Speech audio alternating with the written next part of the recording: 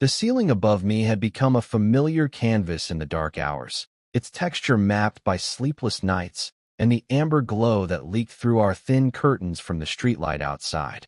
I had been lying there for what felt like hours, listening to the steady hum of the oscillating fan that did little to cut through the thick August air. The apartment held heat like a memory, reluctant to let go even as night settled over the city. Sleep had abandoned me again, the way it often did when my mind refused to quiet. I found myself counting the rotations of the fan blades, watching shadows shift across the wall, anything to avoid the thoughts that seemed to surface in these quiet moments. The distant sound of traffic provided a gentle soundtrack to my restlessness, punctuated occasionally by voices from the street below or the muffled bass from a neighbor's music. That was when I heard it, the soft creak of my bedroom door, a sound so familiar now that my body recognized it before my mind fully processed what it meant. The door opened just wide enough for a silhouette to slip through, and even in the darkness, I knew the shape of him. Owen moved carefully, as if trying not to disturb something fragile, though we both knew I was already awake. "I'm sorry," he whispered into the darkness, his voice rough with whatever had pulled him from sleep. "Another nightmare." His words carried the weight of an explanation we had never fully discussed, though this scene had played out between us more times than either of us cared to count. There was something almost ritualistic about it now, this quiet dance we performed in the safety of darkness. I felt the mattress dip as he settled beside me, and my entire body went rigid despite every effort to appear relaxed. He moved with the careful consideration of someone trying not to cross invisible lines. Yet here he was, crossing the most fundamental line of all. The space between us seemed to vibrate with unspoken tension, each breath he took sending ripples through the silence. His warmth reached me before any physical contact did, radiating across the small distance that separated us. I could smell the faint trace of his shampoo, something clean and familiar that had become inextricably linked with these moments. My heart hammered against my ribs so loudly I was certain he could hear it, betraying every careful wall I had built around my feelings. This means nothing, I told myself, the same lie I had whispered in the darkness dozen times before. He was seeking comfort, nothing more. A friend helping a friend through difficult nights. The explanation felt hollow even as I clung to it, a lifeline in water that was already pulling me under. Owen shifted beside me, and for a moment his arm brushed against mine. The contact sent electricity through every nerve, and I had to concentrate on keeping my breathing steady. He had no idea what his presence did to me, how these innocent moments of seeking comfort created chaos in my chest. To him, I was simply the safe harbor in his storms, the friend who never asked questions or made demands. But I felt every shift of his weight, every quiet exhale, every moment when he unconsciously moved closer to my warmth. The intimacy of it was overwhelming and dangerous, because in daylight we would return to being roommates, friends, nothing more. We would make coffee and discuss our classes and pretend these nights never happened, maintaining the careful boundaries that kept our friendship intact. I lay perfectly still, afraid that any movement might break whatever spell allowed these moments to exist. Outside, the city continued its quiet nighttime rhythm, unaware of the small drama playing out in our darkened bedroom. The fan continued its steady rotation, and somewhere in the distance, a siren wailed briefly before fading into the ambient noise of urban life. The pillow still held the scent of his presence long after his breathing had deepened into sleep, a reminder of how close he had been, how thin the line was between comfort and something else entirely. I was 23 that summer, caught between the structure of graduate coursework and the mundane reality of shelving books at the university library. The job paid enough to cover my half of rent, and it offered something I had always craved: long stretches of quiet where I could disappear into the orderly world of cataloging and returns. Between the towering stacks and the gentle hum of fluorescent lights, I found a kind of peace that eluded me everywhere else. Our apartment was a testament to two young men living paycheck to paycheck. The furniture was an eclectic mix of hand-me-downs from family and discoveries from thrift stores. A sagging couch dominated our tiny living room, its faded blue fabric bearing the impressions of countless hours spent watching movies or pretending to study. Coffee rings stained the wooden surface of a table Owen had found abandoned on a curb, and takeout containers seemed to multiply faster than we could dispose of them. The walls bore evidence of our lives layered over time.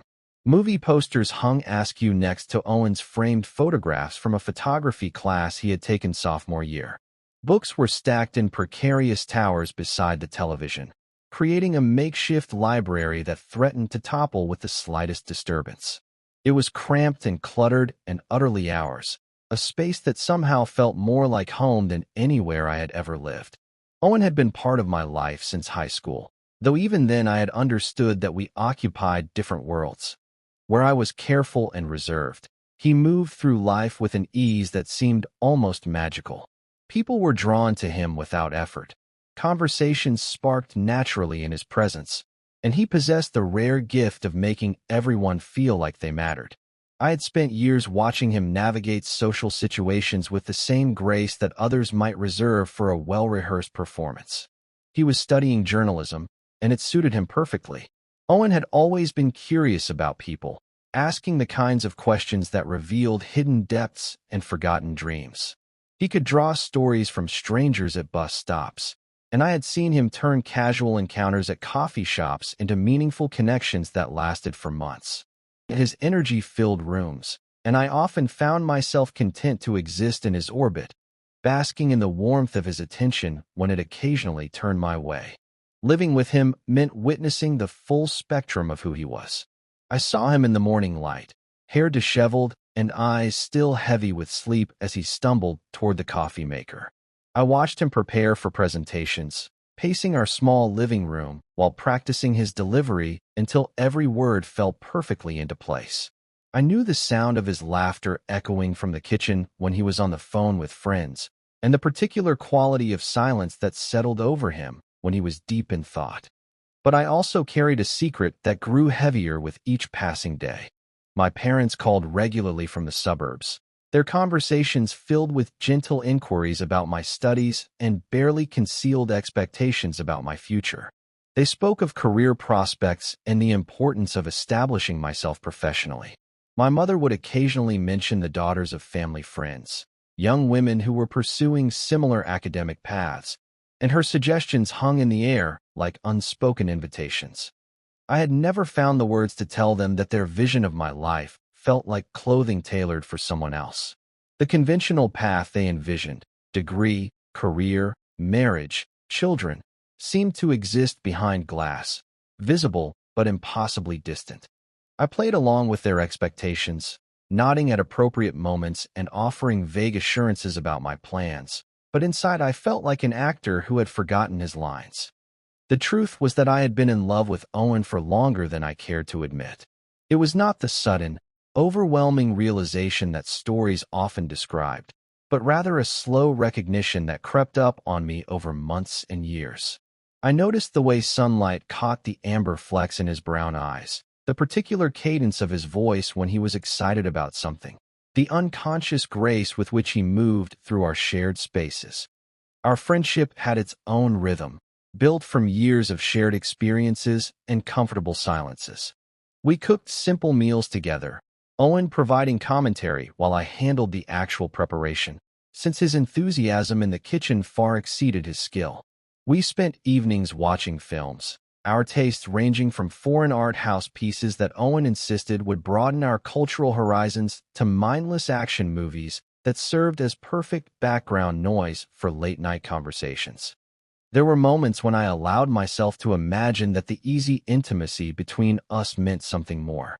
When he would fall asleep during movies, his head finding its way to my shoulder, I would remain perfectly still, afraid to disturb the illusion. When he cooked breakfast on lazy Sunday mornings, singing off-key while scrambling eggs, I could almost pretend we were something other than friends sharing an apartment. But then reality would reassert itself. Owen would mention someone he had met in class, his eyes lighting up with genuine interest, and I would remember my place in his life. I was the constant, the reliable presence he could always count on, but not the person who made his pulse quicken or his thoughts scatter in beautiful chaos. The nighttime visits had become more frequent over the past few months, and with each occurrence, my carefully constructed defenses grew a little weaker. I told myself I had learned to manage my feelings, to appreciate what we had without yearning for more. But lying beside him in the dark, feeling the warmth of his presence and listening to the steady rhythm of his breathing, made it impossible to maintain those lies. I began to understand that love was not always a choice, but sometimes a recognition of something that had been growing quietly in the shadows, patient and persistent, waiting for the moment when denial was no longer possible. The night that changed everything began like all the others. Owen appeared in my doorway, silhouetted against the dim hallway light, his whispered apology already forming in the darkness. But something was different this time, though I could not have named it then. Perhaps it was the way he moved more slowly, as if carrying a weight that made each step deliberate, or the particular quality of exhaustion in his voice when he spoke. "I'm sorry," he said, the familiar ritual beginning as he settled beside me. The nightmare was worse tonight. His words carried a tremor I had not heard before, and when he lay down, there was less distance between us than usual. I felt the mattress respond to his presence, the subtle shift that drew us toward the center, toward each other. What happened next unfolded with the strange inevitability of dreams. Instead of the careful positioning that usually marked these visits, Owen seemed to forget the invisible boundaries we had established. His arm came to rest across my chest, not intentionally, but as a natural consequence of how he had settled into sleep. The weight of it was both foreign and familiar, and I found myself afraid to breathe too deeply, afraid to disturb whatever spell allowed this contact to exist. I lay awake through the remaining hours of darkness, hyper-aware of every point where our bodies connected. His breathing eventually deepened into the rhythm of genuine sleep, but mine remained shallow and controlled. I watched the digital clock mark the passage of time in red numerals, each minute both an eternity and an instant. The fan continued its rotation above us, but I barely heard it over the sound of my own pulse in my ears. When morning light began to filter through our thin curtains, Owen was still there, still sleeping, still pressed against my side with an intimacy that daylight would surely dissolve. I memorized the moment, knowing it would have to sustain me through whatever awkwardness awaited us. The familiar sounds of the city waking up seemed muted, as if the world had conspired to preserve this fragile bubble of closeness for as long as possible. Owen stirred as full sunlight reached us, and I felt the exact moment when consciousness returned to him. His body tensed with awareness, and slowly, carefully, he extracted himself from our entanglement. Neither of us spoke. He slipped from the bed and padded back to his own room, leaving only the impression of his warmth on the sheets and the lingering scent of his presence. We moved around each other that morning with unusual care, as if we were both carrying something fragile that might shatter with too much attention. Owen made coffee while I showered, and by the time I emerged, he had already left for his morning classes. The apartment felt different somehow, charged with an energy that had not existed the day before. I found myself noticing details I had previously overlooked. The way sunlight fell across the kitchen table where Owen had sat, the coffee mug he had used still warm in the sink. Days passed before either of us acknowledged what had happened, though the awareness of it seemed to color every interaction. We fell back into our familiar patterns, but there was a new quality to our conversations, a weight to the silences that stretched between words. I caught Owen watching me sometimes, his expression thoughtful in a way that made my chest tighten with possibility and fear in equal measure. It was nearly a week later when he finally spoke about it. We were sitting on our couch, the remnants of takeout dinner scattered on the coffee table between us, when Owen turned to me with the kind of deliberate focus that indicated something important was coming. "I need to tell you something," he said, his voice carrying the careful tone of someone who has been rehearsing words in private. "The nightmares, they started after my dad died. I don't think I ever really told you that." He had mentioned his father's passing the previous year, but only in the context of having to miss classes for the funeral, a brief explanation that I had not pressed him to expand. Now he spoke about it with the halting rhythm of someone used to revealing deeper truths. He described the dreams that pulled him from sleep, always variations on the same theme of loss and abandonment, leaving him with a fear of darkness and solitude that he had never experienced before. "I don't like being alone at night anymore," he admitted, his gaze fixed on his hands. "It's easier when I'm with you. There's something about your presence that makes it feel safe to sleep." The confession landed between us like a bridge neither of us had expected to cross. I wanted to reach for him, to offer some gesture of comfort, but I was paralyzed by the implications of what he was sharing. This was not just friendship. This was need, dependency, a recognition that I occupied a unique space in his life that no one else could fill. In the weeks that followed, Owen began to let me deeper into his world. Our evening conversations took on new dimensions as he shared stories from his childhood, memories of his father, fears about the future that he had never voiced before. I found myself becoming the keeper of his secrets, the person he turned to when the weight of everything became too much to carry alone. We would sit together long past midnight, our voices low so as not to disturb the neighbors, talking about everything and nothing. Owen would tell me about his dreams of becoming a foreign correspondent, traveling to places where stories waited to be discovered and shared. He spoke about his family, the expectations and disappointments that had shaped him, the ways in which his father's death had forced him to reevaluate everything he thought he understood about life. I listened, offering occasional comments or questions, but mostly I simply absorbed these pieces of himself that he was choosing to share. Each revelation felt like a gift, bringing us closer in ways that our years of friendship had not achieved. I began to understand that intimacy was not just physical proximity, but the willingness to be known completely by another person. One evening in late November, as finals approached and stress began to accumulate like snow on the windowsills, Owen made a suggestion that sent my careful equilibrium into chaos. "We should get away for a weekend after exams," he said, the idea seeming to occur to him as he spoke. "Somewhere quiet, where we can clear our heads before everything gets crazy again. Remember that cabin your family used to rent when we were in high school? Maybe we could find something like that." The suggestion seemed innocent enough, the kind of thing friends might do to decompress after a difficult semester. But for me, it carried the weight of dangerous possibility.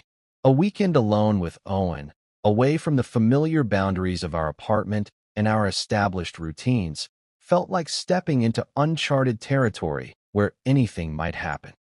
I heard myself agreeing before my rational mind could intervene, my voice steady despite the chaos in my chest. Owen smiled with genuine pleasure at my response, already beginning to make plans and research locations. As he spoke about lakes and hiking trails and the restorative power of nature, I realized that I had just committed myself to a test I was not sure I was prepared to take.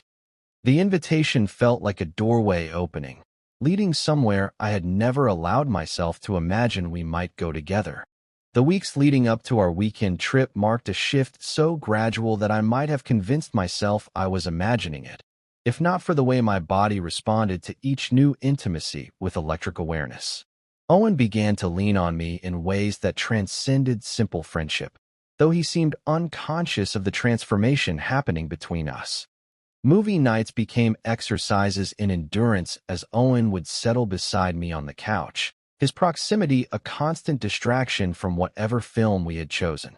Inevitably, as the evening progressed, he would grow drowsy and his head would find its way to my shoulder. I would sit perfectly still, barely breathing, as he relaxed completely against me. His weight was both torture and comfort, each minute stretching into an eternity of hyper-awareness. I began to notice things I had trained myself to overlook before. The particular timbre of his laugh when something genuinely amused him, different from the polite chuckle he offered in social situations. The way his eyes would catch light when he was excited about a story he was working on, animated in a way that made him seem younger than his years. The unconscious grace with which he moved through our small kitchen, reaching around me for supplies with a familiarity that suggested we had been dancing this domestic ballet for years.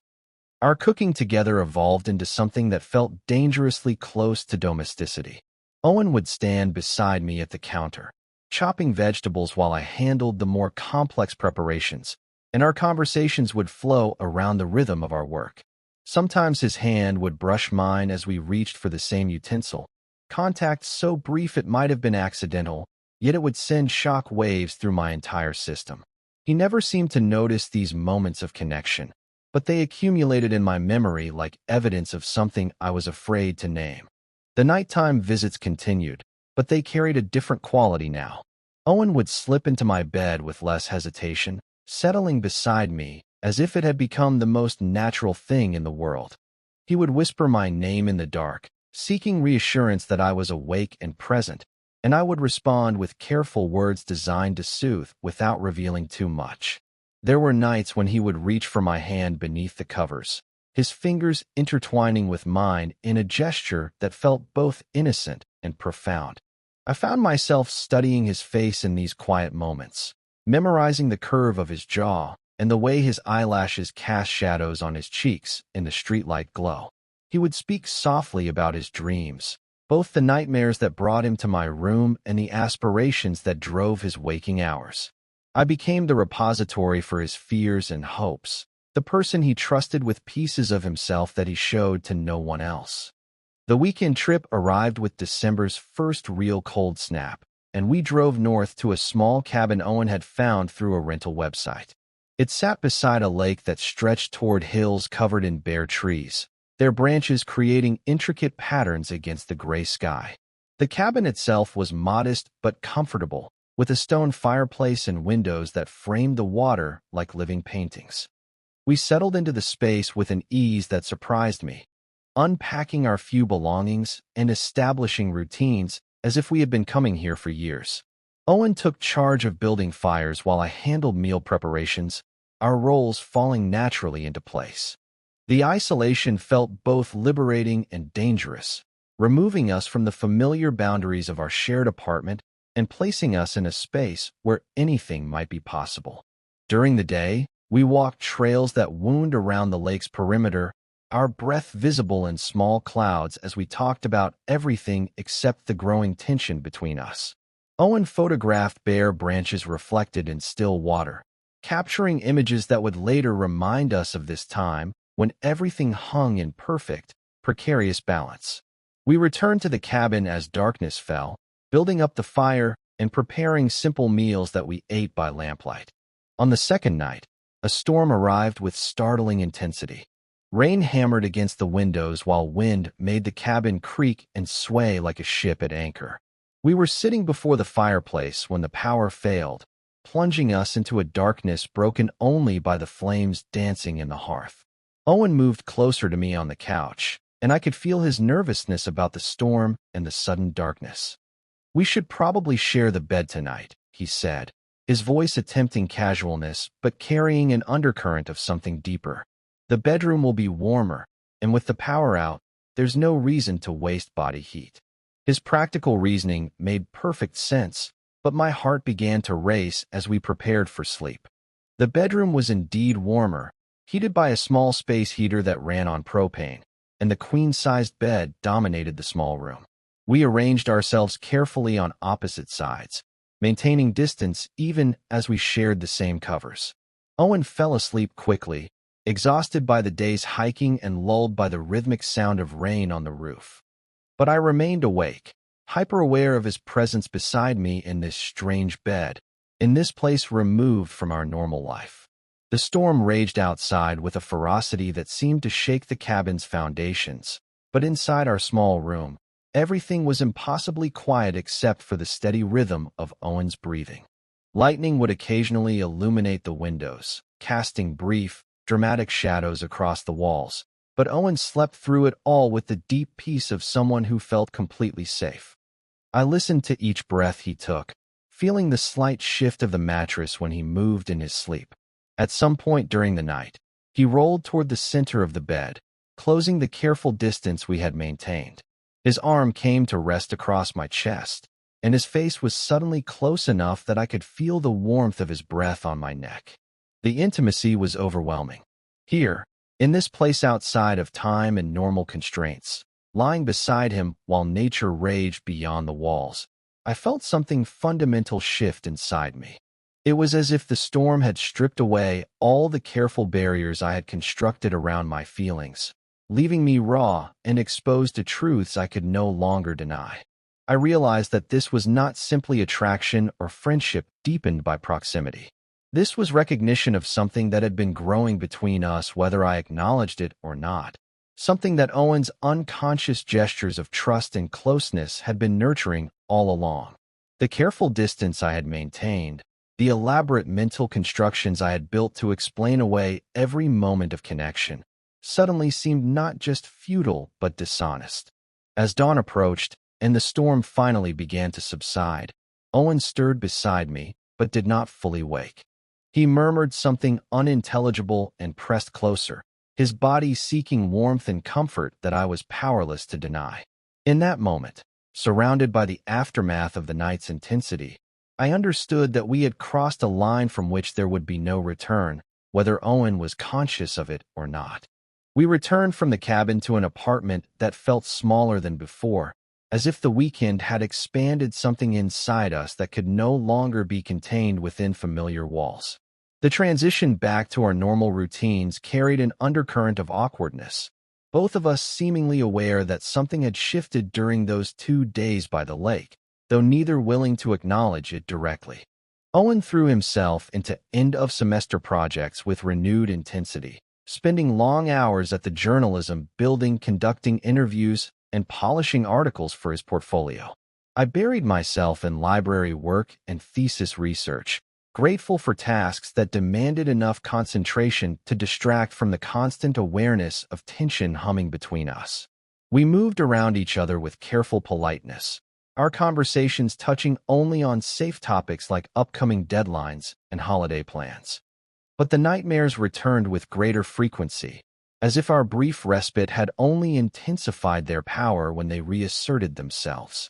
Owen would appear in my doorway 2 or 3 times each week, his whispered apologies becoming more urgent, more desperate. The familiar ritual continued, but now it carried the weight of everything unspoken between us. 3 weeks after our return, on a particularly cold December night when wind rattled our windows and made the old building's pipes groan with strain, Owen came to me after what must have been an especially vivid dream. I could sense his distress before he even spoke, something raw and shaken in the way he moved through the darkness. "I'm sorry," he said, but his voice carried a tremor that went beyond the usual embarrassment. This one was different. I can't seem to shake it. He settled beside me, but instead of the quick transition to sleep that usually followed these visits, he remained awake. I could feel his alertness beside me, the way his body held tension that sleep would not yet release. We lay in the familiar darkness, listening to the wind outside and the steady hum of the heating system cycling on and off. Minutes passed in silence, both of us staring at the ceiling, before Owen spoke again. "Sometimes I think I only feel safe when you're near," he said, his voice so quiet I almost convinced myself I had imagined the words.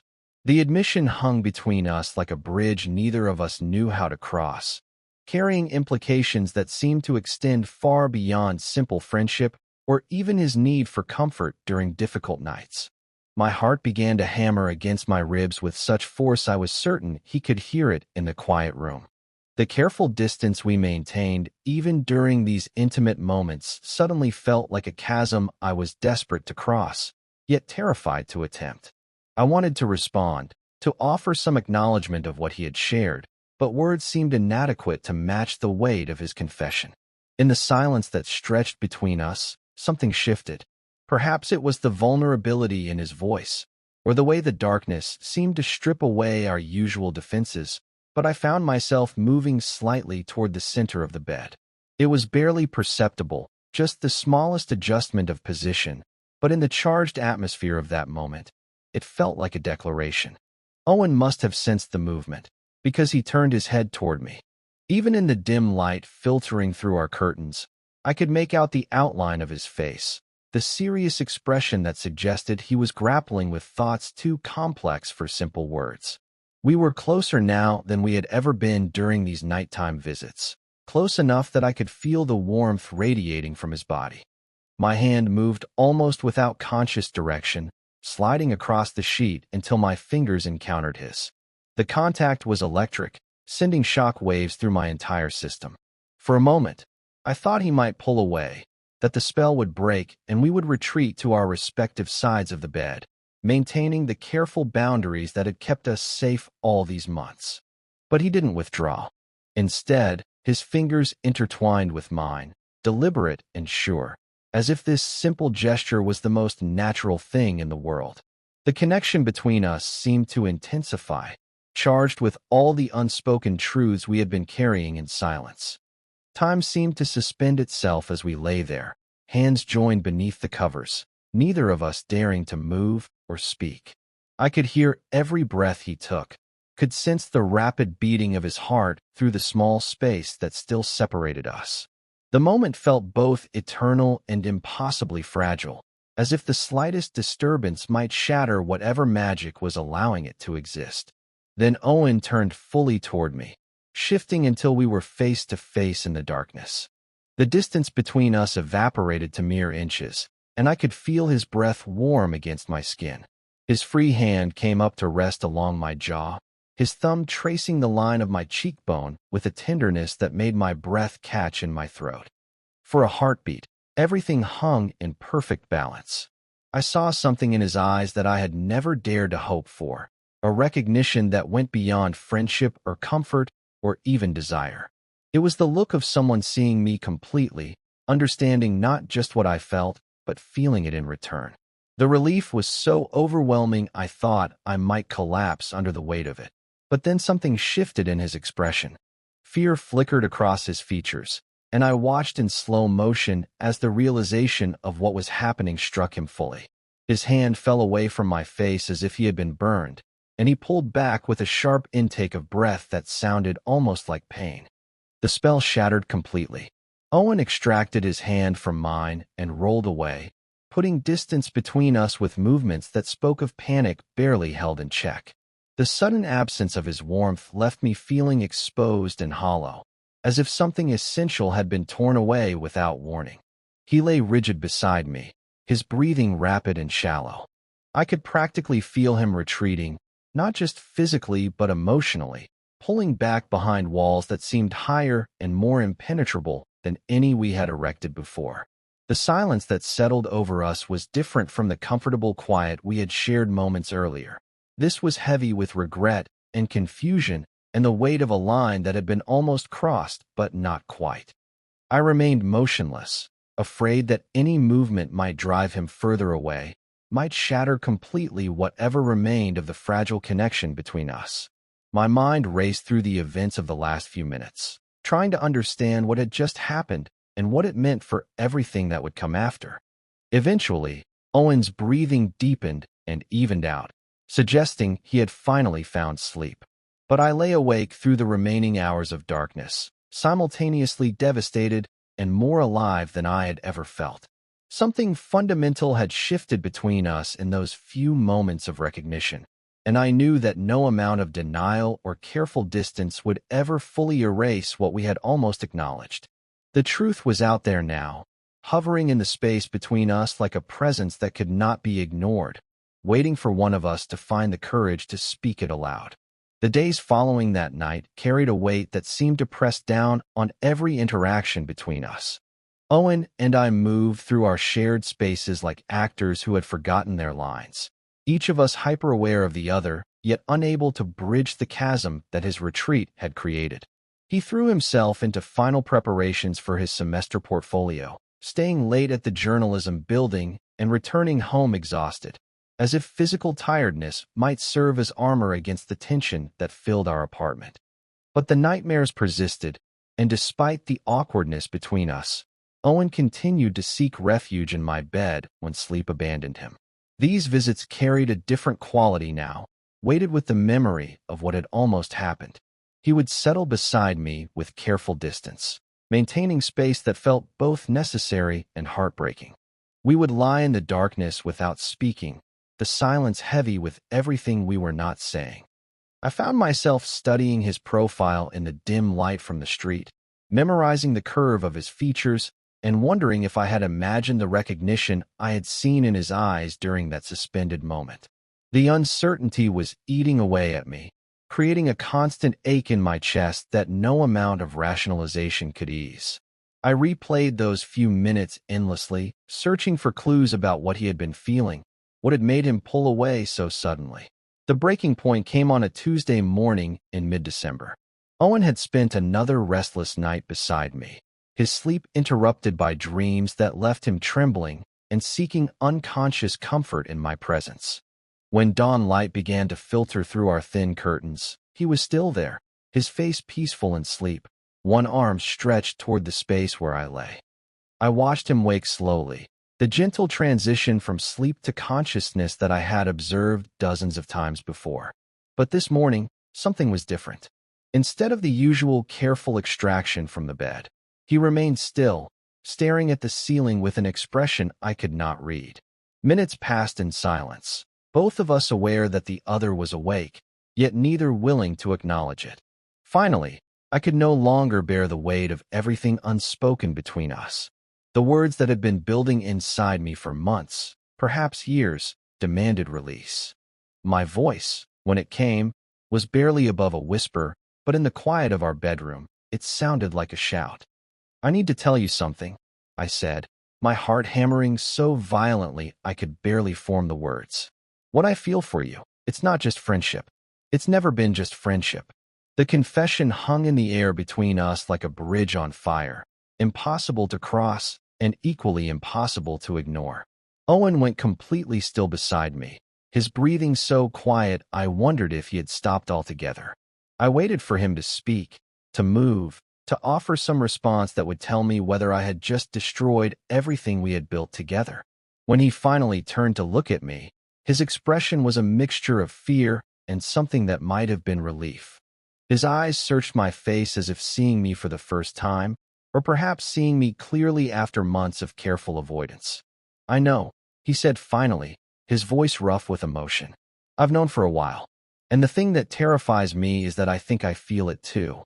The admission landed between us with the force of revelation, confirming what I had glimpsed in that moment of near connection but had been afraid to believe. Owen sat up slowly, running his hands through his hair in a gesture I recognized as his way of processing thoughts too complex for easy articulation. "I never let myself think about it," he continued, his voice growing stronger as he found his footing in this new territory of honesty. "I told myself that what I felt was just gratitude or comfort or the kind of closeness that comes from sharing space with someone for so long. But lying here next to you, night after night, I started to understand that it was something else entirely." He looked at me directly then, his eyes holding a vulnerability I had never seen before. The careful masks we both wore had fallen away completely, leaving us exposed to truths that felt both liberating and terrifying. "The problem is, I don't know what to do with that knowledge," he said. "I've spent my entire life moving in a straight line toward goals that made sense, following a path that everyone expected of me. This feels like stepping off a cliff into something I can't see or control." I understood his fear because I had been living with it for months. The weight of expectations, both internal and external, that made this kind of love feel impossible. The careful construction of identity that acknowledging these feelings would require us to dismantle and rebuild from the ground up. "I care about you," he said, the words carrying more weight than any declaration of love could have managed. "I care about you in ways that scare me, in ways that don't fit into any framework I've ever understood about myself. But I'm terrified of what it means, not just for us but for everything else." The honesty was both gift and burden. Here was the recognition I had yearned for, but coupled with the acknowledgement that wanting something was not the same as being ready to embrace it. Owen was offering me his truth, while simultaneously revealing all the reasons why that truth felt dangerous to both of us.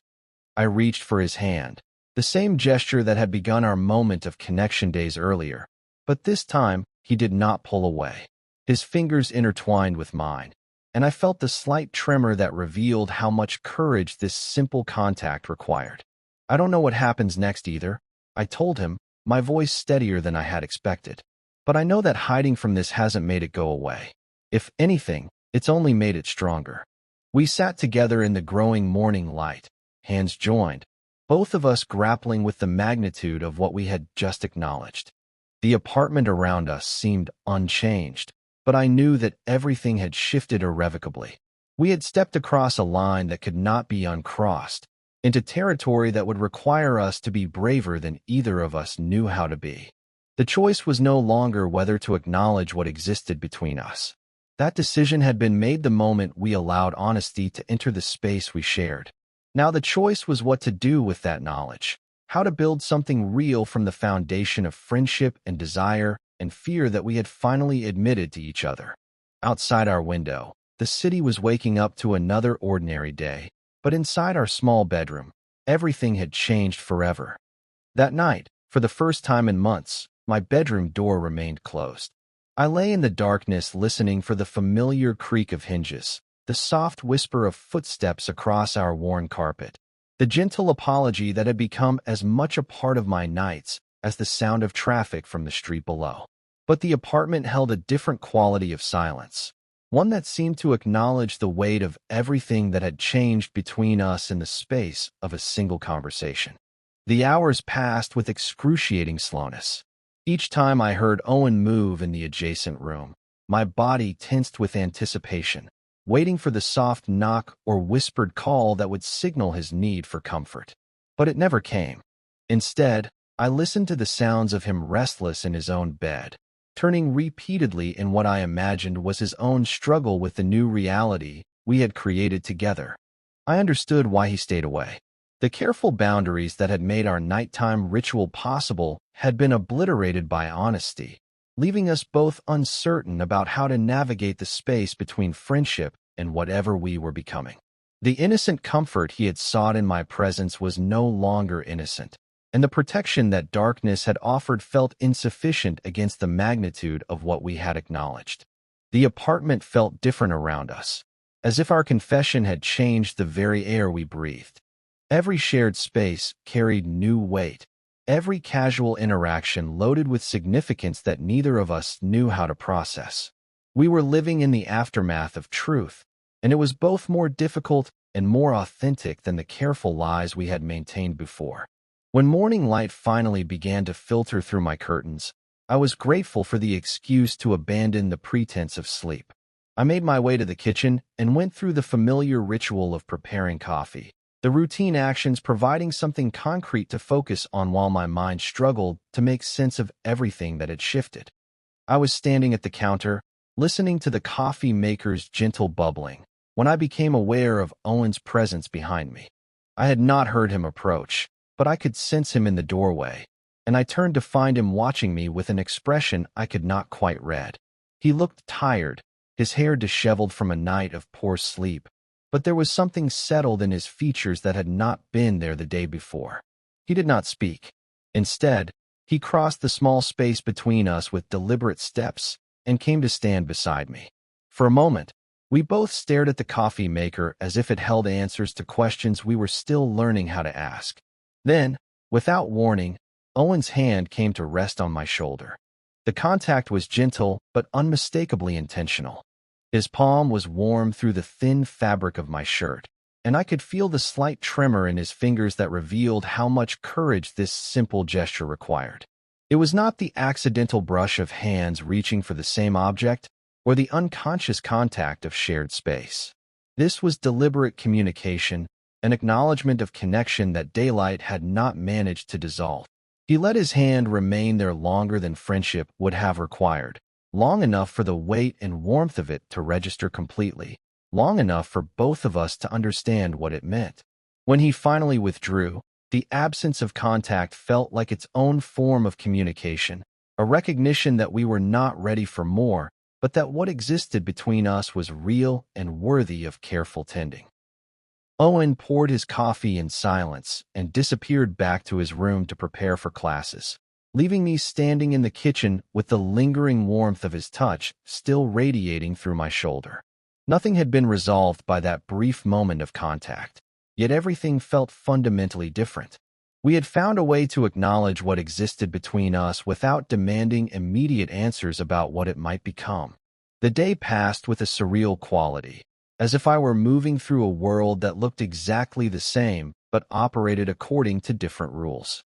I went through my classes and work shifts, participating in conversations and completing tasks, but part of my attention remained focused on the apartment I would return to and the careful dance Owen and I were learning to perform around each other. That evening, I found myself alone in my bedroom earlier than usual. Owen had mentioned plans to work late at the journalism building, and I was grateful for the space to process everything that had happened. I lay in bed as darkness settled around me. But for the first time in months, I was not waiting for the soft creak of my door or the whispered apology that would signal I was needed. Instead, I lay in the quiet and allowed myself to simply exist in the truth we had finally acknowledged. The fear was still there, along with uncertainty about what the future might hold for us. But beneath those complex emotions was something I had not experienced in years, the profound relief of being known completely by another person. I thought about Owen lying in his own bed across the thin wall that separated our rooms, probably staring at his own ceiling and grappling with the same mixture of terror and possibility that filled my chest. We were both alone, but we were alone together, connected by honesty instead of the careful deceptions we had maintained for so long. For the first time since I could remember, I allowed myself to breathe fully, drawing air deep into my lungs without the constant tension that came from holding back essential parts of myself. The truth was no longer hidden in darkness, waiting for stolen moments and whispered conversations. It existed in the light now, visible and acknowledged, something we could build on when we found the courage to take the next step. The night stretched ahead of me, empty of the familiar ritual that had defined so many previous evenings, but filled with something else entirely, the quiet promise of a future where love did not have to hide in shadows, where connection could exist without apology, where two people could choose each other openly and without shame.